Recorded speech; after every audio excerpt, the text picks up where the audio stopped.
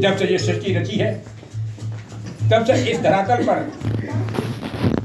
अनेक ऋषि मुनियों ने अवतार दिया है। उन्होंने तपस्या की है और उन्हीं समस्त ऋषियों में से श्रेष्ठतम ऋषि परम पूज्य गुरुवर भी हैं, जो आज इस युग में, इस कलयुग में हमारे और आपके बीच में विद्यमान है। इससे पहले सतयुग द्वापर त्रेता में भी ऋषि मुनि थे। उनकी क्षमताओं का आकलन करते हुए हम आपको बताना चाहेंगे कि अगस्त्य ऋषि थे जो एक चुल्लू जल लेकर के सारे समुद्र को सुखाने की क्षमता रखते थे। विश्वामित्र ऋषि थे जो धरातल से लेकर के और स्वर्ग तक सोने की सीढ़ी लगाने की क्षमता रखते थे। वाल्मीकि ऋषि थे जिन्होंने एक उस घास को लेकर के एक बुत बना करके उसमें जान डाल दी और जान ही नहीं, लब के समान उसमें सुंदरता पैदा की, लब के समान उसमें सामर्थ्य पैदा की, लब के समान सारी क्षमताएं और सारी शक्तियां पैदा कर दी। तो अब आप गौर कीजिए, क्या प्रकृति से उनकी क्षमता कम थी?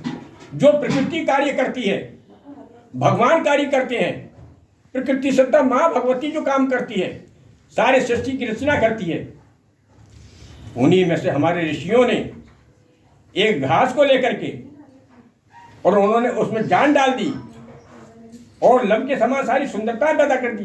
तो आप गौर कीजिए, क्या ऋषि के हमारे मनुष्य के लिए पैदा नहीं कर सकते? अप्रत्यक्ष रूप और परोक्ष रूप में दोनों ही तरह से हम सभी ऋषियों की संतान हैं। उन्हीं ऋषियों में से आज के युग में श्रेष्ठ ऋषि पूज्य गुरुवर हैं। ये तपस्वी हैं, योगी हैं। इन्होंने अपने शरीर को तपाया है अग्नि के सामने, पर पूज्य गुरुवर के अंदर वो सारी क्षमताएं विद्यमान है जो प्रकृति की सत्ता के अंदर मौजूद है। पूज्य गुरुवर ने जो अपने यज्ञ किए हैं, 8 यज्ञ किए हैं, उन 8 यज्ञों में प्रकृति सत्ता को साकार रूप में प्रकट किया और उनसे दीक्षा स्वरूप ओम जगदम्बे दुर्गा नमः मंत्र प्राप्त किया। और आज भी प्रकृति सत्ता के पूज्य गुरुवर दर्शन करते हैं, नित्य प्रति उनसे मिलते हैं, उनकी साधना आराधना करते हैं। तो पूज्य गुरु ने कहा है कि मेरे अंदर वो सारी सामर्थ्य मौजूद है जो प्रकृति सत्ता में है। मेरी डायरी में कोई ऐसा कार्य नहीं है संसार का या अध्यात्म जगत का जो असंभव हो। मैं सारे कार्य करने में सामर्थ्यवान हूँ। पूज्य गुरुवर की क्षमताओं का आकलन करना, उनके विषय में बताना सूर्य के लिए एक दीपक दिखाने के समान है। जिस तपस्वी ने, जिस योगी ने, जिसने प्रकृति सत्ता से एकाकार किया है, उसके अंदर सारी शक्तियां मौजूद हैं। और इसीलिए पूज्य गुरुवर के लिए आज हम भगवान की उपाधि देते हैं। आज आवश्यकता इस बात की है कि हमारे बीच में पूज्य गुरुवर को आने की आवश्यकता क्या है।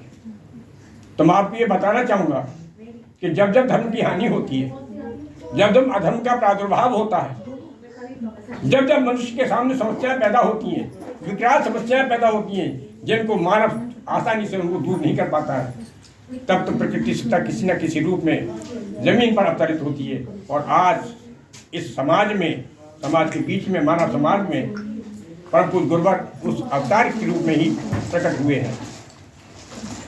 आज इस कलयुग में जमीन पर जो अत्याचार, दुराचार, व्यभिचार, भ्रष्टाचार, अन्याय, अधर्म, अनीति जो पैदा हो रहा है, इन सारी चीज़ों को समाप्त करने के लिए, नष्ट करने के लिए, इनमें परिवर्तन करने के लिए पूज्य गुरुवर हमारे बीच में मौजूद आए। ये समस्या कैसे हल होगी? पूज्य गुरुवर का एक ही लक्ष्य है कि हमारे ऊपर, हमारे मन पर, हमारी आत्मा पर जो कुरीतियों के आवरण पड़े हुए हैं, जो अधर्म के आवरण पड़े हुए हैं, जो अनीति और अधर्म के आवरण पड़े हुए हैं, दुराचार और भ्रष्टाचार के आवरण पड़े हुए हैं, उन सारे आवरणों को, उन समस्त कुरीतियों को, समस्त दुर्भावों के लिए पूज्य गुरुवर नष्ट करने के लिए, दूर करने के लिए आए हैं। वो कैसे होगा?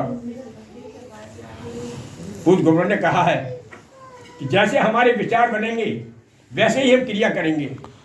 हमारे विचार अगर दुरुस्त होंगे, अच्छे होंगे, तो हम अच्छे कर्म करेंगे। हमारे विचार गलत होंगे तो हम कर्म भी गलती करेंगे। तो केवल हमारे विचारों में परिवर्तन डालने के लिए पूज्य गुरुवर ने हम लोगों के लिए कुछ ऐसे रास्ते दिए हैं, कुछ ऐसे क्रम बताए हैं, जिन क्रमों पर अगर हम अपने जीवन में ढाल करके चले, उन क्रमों पर चलते रहेंगे तो निश्चित रूप से हमारे विचारों में परिवर्तन होगा। और हमारे विचारों में जब परिवर्तन होगा तो निश्चित रूप से हम अच्छे मार्गों की ओर बढ़ेंगे, अच्छे कर्मों की ओर बढ़ेंगे, अच्छी क्रिया करेंगे, अच्छे विचार होंगे, अच्छी सोच होगी। तो वो सोच कौन कौन से ऐसी क्रियाएं हैं, कौन कौन से ऐसे रास्ते हैं, उपाय बताए हैं पूज्य गुरुवर ने, उनके विषय में आपको थोड़ा बताना चाहूँगा संक्षेप में। पूज्य गुरुवर ने सबसे पहले यही बताया है कि प्रत्येक व्यक्ति के लिए पूर्ण रूप से नशा मुक्त, मांसाहार मुक्त जीवन व्यतीत करते हुए चरित्रवानों का जीवन व्यतीत करना चाहिए। जैसा अभी मैंने आपको बताया कि जैसे हमारे विचार होंगे वैसे ही हमारी क्रियाएं होंगी। पूज्य गुरु ने इसी भाव को लेते हुए नशा मुक्त, मांसाहार मुक्त जीवन व्यतीत करते हुए चरित्रवानों को जीवन व्यतीत करने के लिए हम लोगों को आगाह किया कि जैसे हमारे भोजन करेंगे, जैसा हम खाएंगे, वैसे हमारे विचार बनेंगे, जैसे हमारे विचार बनेंगे वैसे ही हमारे कर्म बनेंगे। अच्छा खाएंगे, अच्छे विचार बनेंगे, अच्छा पानी पिएंगे, शुद्ध भोजन करेंगे तो शुद्ध विचार बनेंगे। और हम अगर मांसाहार करेंगे तो निश्चित रूप से हमारे विचार भी गंदे होंगे और हम गलत कामों की ओर आगे बढ़ते चले जाएंगे, चरित्रवानों का जीवन व्यतीत करेंगे। अगला क्रम पूज्य गुरुवर ने बताया है शक्ति ध्वज के विषय में कि प्रत्येक व्यक्ति के लिए अपने मकान के मुख्य द्वार पर शक्ति ध्वज लगा लेना चाहिए। इस शक्ति ध्वज के लगाने मात्र से हमारा घर मंदिर में परिवर्तित हो जाता है। और घर में थोड़ा सा आप प्रैक्टिकल अपने जीवन में करके देखिए कि जब आप सड़क पर कहीं चलते हैं, जाते हैं, आते हैं तो आपके मन में हर तरह के विचार पैदा होते हैं, अच्छे विचार आते हैं और गलत विचार पैदा होते हैं। और जब आप मंदिर की दहलीज की तरफ जाते हैं, मंदिर की ओर जाते हैं, ये भाव लेकर जाते हैं मंदिर में जा रहे हैं, पूजा करने जा रहे हैं, तो आपके मन में सात्विक विचार पैदा होते हैं, अच्छे विचार पैदा होते हैं। तो क्यों कि उसमें आपके विचार में ये, मन में ये भाव आता है कि हम मंदिर में जा रहे हैं, भगवान के पास जा रहे हैं। तो इसी भाव को लेकर पूज्य गुरुवर ने कहा है कि प्रत्येक व्यक्ति के लिए अपने घर के लिए मंदिर बनाना चाहिए। और पूज्य गुरुवर ने इस ध्वज के विषय में यहाँ तक बताया, शक्ति ध्वज के विषय में, कि अगर ये आपके मकान के मुख्य द्वार पर अगर ध्वज लगा हुआ है, जब आप घर से बाहर जाएं तो आप इस ध्वज के नमन करके जाएं। आप जिस गाड़ी से जा रहे हैं आपके लिए उस पर सफलता प्राप्त हो। और जब आप घर से अंदर की ओर प्रवेश करें तो उस ध्वज के लिए नमन करके आए अंदर, तो निश्चित रूप से आपके लिए शांति प्राप्त होगी। तो इस प्रकार पूज्य गुरुवर ने शक्ति ध्वज को अपने मुख्य द्वार पर लगाने के लिए उन्होंने बताया है। अगला क्रम पूज्य गुरुवर ने बताया शक्ति जल के विषय में, जो आपको प्रसाद रूप में दिया जाएगा, जो अपने 8 महायज्ञों में पूज्य गुरुवर ने अनेकों पवित्र नदियों जल को इकट्ठा करके रखा है, मंत्रों के द्वारा अभिमंत्रित किया है, प्रकृति से तमा भगवती को साकार रूप में प्रकट किया है, उनके दिव्य चक्षुओं से अवलोकित करा करके उसे ऊर्जित किया है। इस शक्ति जल के लिए पूज्य गुरुवर ने हम लोगों के लिए हमारे स्वास्थ्य के पर्पज से हमको आवंटित किया है। पूज्य गुरुवर ने कहा कि हमारा शरीर पंचतत्व से बना हुआ है, इसमें हर समय कोई ना कोई विकार, कोई ना कोई रोग बना रहता है। पूज्य गुरुवर ने कहा कि शक्ति जल के प्राण करने मात्र से आपके शरीर में जो भी छोटे मोटे रोग पैदा है, छोटे मोटे विकार अगर बने रहते हैं, बुरे विचार भी अगर आते हैं, तो धीरे धीरे वो विचार आपके मन से निकल जाएंगे। अगला क्रम पूज्य गुरुवर ने बताया है गुरुवार के व्रत के विषय में कि प्रत्येक व्यक्ति के लिए गुरुवार का व्रत रखना चाहिए। गुरुवार के व्रत के लिए पूज्य गुरुवर ने क्यों कहा है? आप सोचते होंगे शायद गुरु जी ने अपने पैर पुजवाने के लिए गुरुवार का व्रत बताया है, तो पूज्य गुरुवर ने इसका कारण बताया है। गुरु कहते हैं जो अंधकार से हमें प्रकाश की ओर ले जाए, और वो है केवल एक ज्ञान। और ज्ञान कहाँ से प्राप्त होता है? ज्ञान प्रकृति से तमा भगवती आदि शक्ति जगन्नाथ माँ के चरणों से निकलता है। तो अप्रत्यक्ष रूप से गुरुवार का व्रत गुरु जी का व्रत नहीं बल्कि माँ का व्रत है, क्योंकि हमको ज्ञान प्राप्त होता है, और जब हमें ज्ञान मिलता है तो हम अच्छे रास्ते के, अपने कर्मों के, अच्छे कर्मों की तरफ बढ़ते हैं। ये गुरुवार का व्रत कैसे रखा जाए इसके विषय में आपको संक्षेप में बता दूं। ये बुधवार की मध्यरात्रि से प्रारंभ होकर गुरुवार की मध्यरात्रि तक चलता है। इस समय में प्रत्येक व्यक्ति के लिए संयम रखना चाहिए। संयम रखने के साथ साथ गुरुवार को प्रातःकाल उठे, अपने नित्य क्रियाक्रम से फारिग हो, स्नान ध्यान करें, धुले वस्त्र पहने और उस स्थान पर पहुँचे जहाँ आपके इष्ट की छवियाँ रखी हैं। जहाँ आपका पूजा स्थल है वहाँ पहुँचे तो उन समस्त छवियों की लाल कपड़ा लेकर के स्नान का भाव देते हुए उन छवियों को साफ कर देना चाहिए। वातावरण को शुद्ध करने के लिए अगरबत्ती या धूपबत्ती का प्रयोग करना चाहिए, दीप प्रज्वलित करना चाहिए और उसके पश्चात जैसे साधना हमने यहाँ भी संपन्न की है ऐसी ही साधना हमें प्रातःकाल करना चाहिए। और मध्याह्न में यदि हमको भूख प्यास का आभास होता है तो निश्चित रूप से हमारे लिए कोई फलाहार ले लेना चाहिए और सायंकाल के पुनः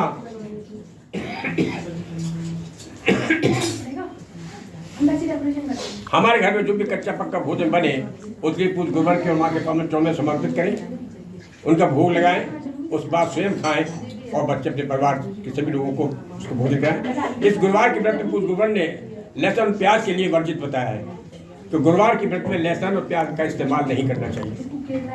अगला क्रम पूज गोबर ने बताया है दान के विषय में।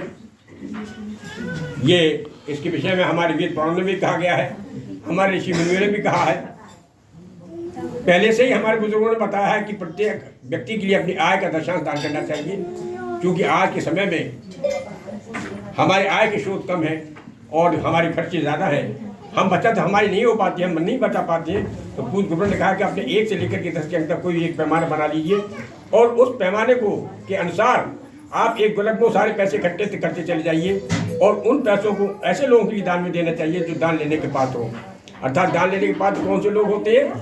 जो प्रकृति के द्वारा सताए हुए होते हैं, अर्थात अंधे हैं, लूले हैं, लगड़े हैं या इतने निर्धन हैं या अपनी उधर पूर्ति नहीं कर सकते, जिनको रोटी नहीं मिलती है, पानी नहीं मिलता है, जिनके पास वस्त्र नहीं है, जूते नहीं है, जिनके पास अपने दैनिक जीवन के सारे साधन प्राप्त नहीं है, ऐसे लोगों के लिए पैसा दान में देना चाहिए। और वो पैसा ऐसे लोगों के दान में नहीं देना चाहिए जो हमारे घर पर हमारे दरवाजे पर आ जाते लाल पीले कपड़े पहन करके, जिनको कहते हैं कि दे दो हमें माता के नाम पर, दे दो देवी के नाम पर, हम पर्यटन के लिए जा रहे हैं, हम आपका कल्याण करेंगे, यज्ञ करेंगे, आज तरह की बातें करके वो हमसे पैसा ले जाते हैं। तो पूज गुरुदेव ने कहा कि ऐसे लोगों को पैसा दान में नहीं देना चाहिए और ये सारा पैसा जो प्रकृति के द्वारा सताए हुए लोग हैं उनको दान में देना चाहिए।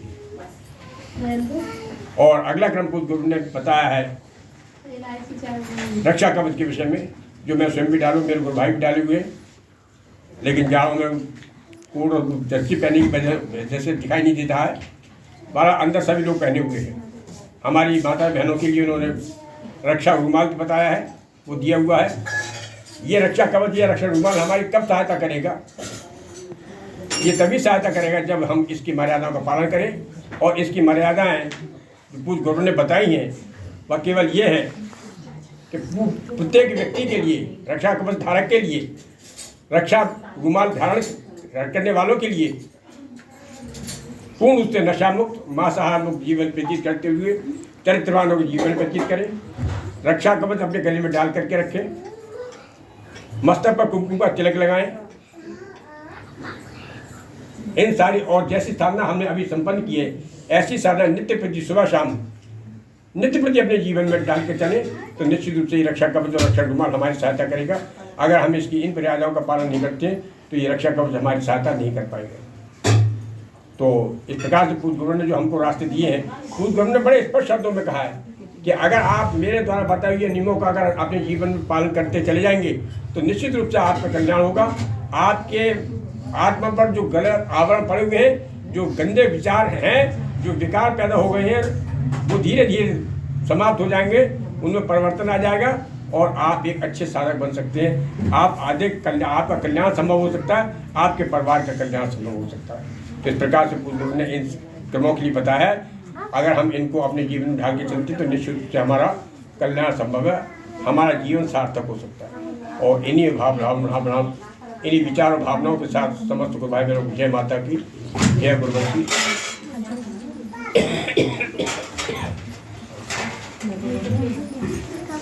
एक सूचना, वैसे तो सूचना बहुत ही छोटी, एक सूचना मैं मुख्य रूप से आपको बता दूं, 25 और 26 फरवरी के लिए इलाहाबाद में संगम नगरी में पूज गुरुवर का शिविर लग रहा है। और शिविर में जो लोग जाना चाहें वो संबंधित व्यक्तियों से संपर्क स्थापित करें टीम प्रमुख से स्थापित करें, और जो भगवती मानव कल्याण संगठन के सक्रिय कार्यकर्ता हैं उन लोगों से एक दूसरे से संपर्क स्थापित करें। बस भी जाएगी, बस में अगर आप लोग जाना चाहें बस से जाएँ, और अभी समय काफ़ी है, गाड़ियों में सीटें हैं अभी खाली। जो लोग जाना चाहें अपनी बुकिंग करा ले, रिजर्वेशन करा ले और जा सकती हैं। और इन्हीं भावनाओं के साथ सभी भाई गुरु बहनों को जय माता की, जय माता।